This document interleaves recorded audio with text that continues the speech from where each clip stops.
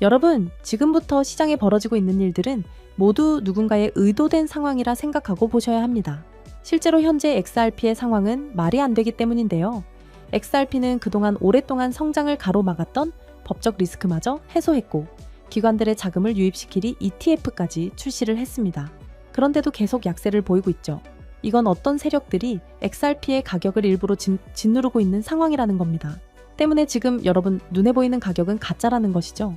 진짜 흐름은 우리 눈에 보이지 않는 곳에서 이루어지고 있습니다. 심지어 마스터카드가 리플이랑 손을 잡고 뭘 꾸미고 있는지 아시나요? 오늘 제가 그 비밀스러운 현장을 공개해 드리겠습니다. 현재 시장에서 가격은 거짓말을 해도 인프라, 즉 레일은 거짓말을 못합니다. 지금 리플이 누구랑 놀고 있느냐? 바로 글로벌 결제 공룡 마스터카드, 규제은행 웹뱅크, 그리고 거래소 제미니입니다. 이 어벤져스 팀이 뭉쳐서 뭘 하냐고요? 신용카드 결제 정산을 블록체인으로 싹 다 바꾸려는 실험을 하고 있다는 거죠. 이건 그냥 코인 몇 개 보내보는 장난이 아닙니다. 금융 시스템의 척추를 교체하는 대수술이 진행 중이라는 거죠. 이게 왜 무서운 줄 아세요? 소비자는 아무것도 모르기 때문입니다. 그냥 평소처럼 편의점에서 카드 긁는 거죠. 그런데 그 뒷단, 즉 은행들끼리 돈을 주고받는 복잡한 정산 과정이 싹 사라지고 리플의 스테이블코인 RLUSD가 그 자리를 차지하게 되는 겁니다. 말 그대로 보이지 않는 곳에서 세상이 바뀌고 있는 거죠. 심지어 블록체인이 가장 잘하는 게 바로 이 뒷단 혁명인데요. 이게 성공하면 XRP는 코인판을 넘어서 전 세계 결제 시장의 주인이 되는 겁니다. 실제로 그동안 수많은 코인 프로젝트가 왜 망했을까요? 바로 사고 나면 누가 책임져? 이 질문에 대답을 못해서입니다. 그치만 이번엔 다르다는 거죠. 미국의 규제은행인 웹뱅크가 딱 버티고 있습니다. 이건 회색지대에서 몰래 하는 실험이 아니라 제도권의 합법적인 테두리 안에서 돌아가는 완벽한 시스템이라는 뜻입니다. 은행이 꼈다. 게임이 끝난 거죠. 실패할 확률을 제로로 만들고 시작하는 판이라는 겁니다. 때문에 개미들이 리플 망했네 할 때 월가 세력들은 돈을 싸들고 줄을 세우고 있다는 거죠. 그리고 최근 로이터 통신 보도 보셨나요? 리플사의 기업 가치가 무려 400억 달러, 우리 돈 55조 원으로 평가받았습니다. 여기에 누가 투자했냐? 월가의 거물 시타델, 포트리스 같은 곳들인데요. 이 사람들이 바보라서 55조짜리 회사에 돈을 태웠을까요? 아닙니다. 이미 깔려있는 레일을 받고 그 레일 위로 돈이 쏟아질 걸 확신했기 때문이죠. 하지만 많은 분들이 그래 좋은 건 알겠는데 내 XRP는 언제 오르냐며 열분을 토하고 있습니다. 여러분, 펌핑은 신뢰가 쌓여서 서사가 만들어질 때 터진다는 거죠. 레일이 깔리고 트랜잭션이 늘고 신뢰가 쌓이면 그때서야 야, 이거 진짜 쓰이네? 이거 기축통화네? 하는 순간 가격은 미친 듯이 폭발한다는 겁니다. 지금의 지루한 횡보는 그 폭발력을 만들기 위해 꾹꾹 눌러 담는 과정이라는 거죠. 스프링도 눌러야 튀어오르잖아요. 지금이 딱 그 시점입니다. 결론은 지금 당장 내일 펌핑 없을 수도 있습니다. 하지만 중요한 건 리플은 탈락 후보가 아니라 현실을 바꾸는 주인공으로 등극했다는 것이죠. 의심하는 사람들은 평생 의심만 하다가 기회 다 놓치게 됩니다. 하지만 이 거대한 레일 공사를 꿰뚫어 본다면 얘기는 달라지겠죠.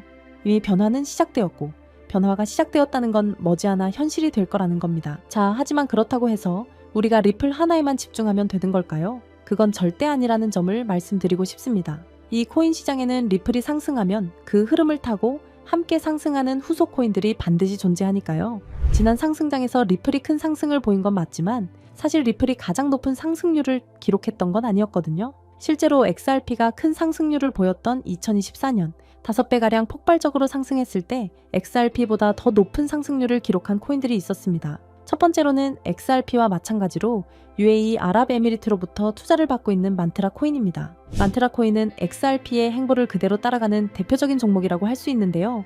이미 XRP 사용을 승인한 바 있던 두바이의 규제기관인 DFSA가 만트라와의 파트너십을 성사시켰으며 XRP와 함께 실물자산 토큰화라는 RWA와 규제 준수를 동일하게 이끄는 종목이라는 점 덕분에 XRP의 낙수 효과를 톡톡히 보는 종목이었습니다. 실제로도 두 코인은 유동성 경로 또한 같기 때문에 양 코인 간의 스왑 또한 가능하고요. 이와 같은 이유로 만트라는 XRP와 커플링 현상을 보이면서 XRP가 큰 폭등을 보였을 때 만트라 코인도 함께 큰 폭등을 보여주었고 2024년부터 2025년 초까지 무려 11만 %라는 엄청난 상승세를 기록했습니다. 만약 여러분들이 만트라의 초기 투자자로서 이 정보를 알고 계셨다면 이 11만 %의 상승분을 고스란히 여러분의 지갑으로 가져올 수 있었을 겁니다. 게다가 불안정했던 코인 시장의 규제가 점차 명확해지고 있고 트럼프 정부 2기 출범을 기점으로 시장은 빠르게 변화하고 있습니다.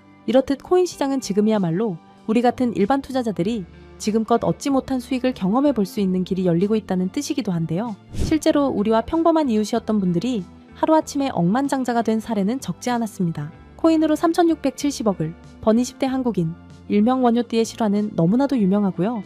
코인 투자로 한순간에 큰 부를 이룬 공무원의 이야기 또한 잘 알려져 있습니다. 이뿐만이 아니죠. 현재의 밈코인의 대장격인 시바이누 코인에 초기 투자로 400만 원을 넣어 1조 원을 벌어들인 사례도 이제는 너무나 유명한 이야기입니다. 중요한 점은 이들의 성공 사례가 단순히 운이 좋아서 우연히 이뤄낸 성과만은 아니라는 것입니다.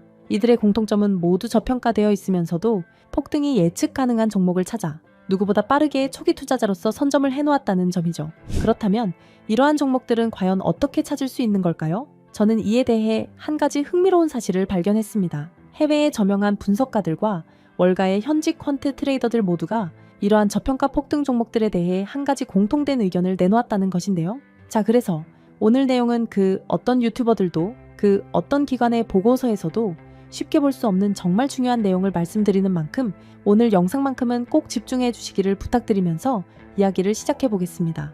여러분들도 어느 정도 체감하고 계시겠지만 암호화폐 시장이 점점 제도권 안으로 진입함에 따라서 전통 금융 시스템과 디지털 자산, 이 둘의 연결성을 강화하는 기술에 대한 관심은 나날이 높아져만 가고 있습니다. 그 밖에 트럼프 2기 행정부의 출범과 미국 SEC의 기조 변화, 이렇게 여러 가지 호재들이 암호화폐 시장에 활주로를 열어주고 있는 상황입니다. 이제는 투기 자산이 아닌 국경을 초월한 결제 시스템까지 침투해서 암호화폐가 활용되는 시점에 블록체인과 전통 금융 시스템을 연결하는 것이야말로 진정한 암호화폐 시장의 개방이라고 할 수 있겠죠. 때문에 이러한 암호화폐 시장 개방이라는 키워드 이면에는 단순한 암호화폐 수용이 아니라 전 세계 금융 시스템의 패러다임까지 바꾸려는 거대한 큰 그림이 숨겨져 있다고 볼 수 있습니다. 그리고 이러한 상황 속에서 앞서 말씀드린 미국의 대형 기관들과 월가의 수많은 트레이더들은 모두 한 가지 테마에 주목하고 있었습니다. 그 테마가 바로 오늘 영상의 핵심 내용인 ISO 2002라는 국제 표준입니다. 이 단어가 여러분들에게는 조금 생소하게 느껴지실 수도 있는데요. 간단히 말씀드리자면 글로벌 금융 메시징 표준, 즉 은행, 금융기관, 결제 네트워크 간의 데이터 교환을 표준화하기 위해 설계된 국제 규격이라고 이해하시면 됩니다. 쉽게 말해 전 세계 금융기관들이 이제부터 서로 다른 언어를 쓰지 말고 하나의 공통 언어로 송금하고 결제하자 라고 약속한 체계인 거죠. 국제 금융거래는 매우 까다롭고 시스템마다 기준이 다르다 보니 과거에는 국가 간 송금이나 이동 과정에서 종종 문제가 생기고 심지어 거래가 중단되는 사고도 발생하곤 했습니다. 지역마다 그리고 시스템마다 서로 다른 표준을 쓰다 보니 의사소통 오류가 많았던 겁니다. 그래서 이 문제를 해결하기 위해 등장한 것이 바로 ISO 2002 국제금융 메시지의 통합표준입니다. 지금 전 세계는 암호화폐와 전통금융 시스템의 본격적인 융합이라는 과제에 집중하고 있습니다. 그리고 바로 이 시점에서 ISO 2002가 그 연결고리 역할을 하게 되는 것이죠. 먼저 전통금융 시스템이 암호화폐와 연결되기 위해 필요한 핵심 조건이 있는데 바로 송금, 결제 과정에서의 데이터 호환성, 투명성, 그리고 표준화입니다. 즉 서로 다른 시스템이 하나의 글로벌 결제 네트워크가 되기 위해선 같은 언어로 대화할 수 있어야 한다는 뜻입니다. 현재 블록체인 기반 결제 시스템의 중심에 있는 스테이블 코인 또한 엄격한 ISO 2002의 표준을 반드시 따라야만 거래가 가능해진다는 점입니다. 기존의 코인 전송은 누가 누구에게 얼마를 보냈다 정도의 단순 정보만 담겼지만 ISO 2002는 송금 목적, 최종 수취인 상세 정보, 중개기관 정보 등 방대한 데이터를 포함할 수 있다는 것이 큰 강점이죠. 심지어 각국 중앙은행이 개발 중인 CBDC 또한 모두 ISO 2002 표준을 기반으로 설계되고 있습니다. 그리고 세계 최대의 자산 운용사 블랙록이 공격적으로 투자하고 있는 실물 자산 토큰화, 일명 RWA 시장 또한 부동산, 채권 등을 토큰화하기 위해선 기존 금융권과의 호환성이 필수이므로 ISO 2002가 RWA라는 차세대 금융의 인프라 표준을 따르고 있는 실정입니다. 게다가 전 세계의 중앙은행들 뿐만 아니라 현재 가치 약 10조 원으로 추정되는 서클이나 미국 최고의 암호화폐 커스터디 기업 비트고 등도 은행 인가와 금융 라이선스를 준비하며 ISO 2002 국제 표준을 준수하기 위해 천문학적인 투자금을 쏟아붓고 있는 상황입니다. 이렇듯 투자나 시장 분석 관점에서 ISO 2002 테마는 이제 선택이 아닌 생존과 채택을 위한 필수 조건이 되었다고 봐도 과언이 아닐 겁니다. 실제로 리플 또한 지난 대선 이후 엄청난 폭등을 할 수 있었던 이유가 리플이 업계 최초로 ISO 2002 등록 관리 그룹에 포함됐고 리플의 결제 네트워크인 리플렛 또한 해당 표준에 맞게 설계해 왔었기 때문이라는 점입니다. 자, 그렇다면 ISO 2002의 영향력은 정말 리플에게만 그칠까요? 실제로 ISO 2002의 영향력은 XRP에만 국한되지 않습니다. 지난 ISO 2002가 시장에 처음 언급되었던 2011년 폭발적인 상승률을 보인 알고랜드와 퀀트코인을 대표적인 사례로 들어볼 수 있는데요.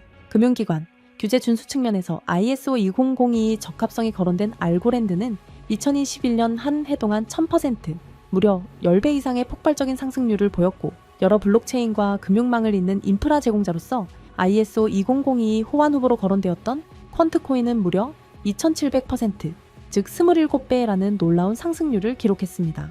이 두 코인의 상승을 보면 알 수 있듯이 ISO 2002가 본격적으로 시장에 도입이 되면 향후 시장에 가져올 파급력은 더 강력할 것이라고 전문가들은 전망하고 있습니다.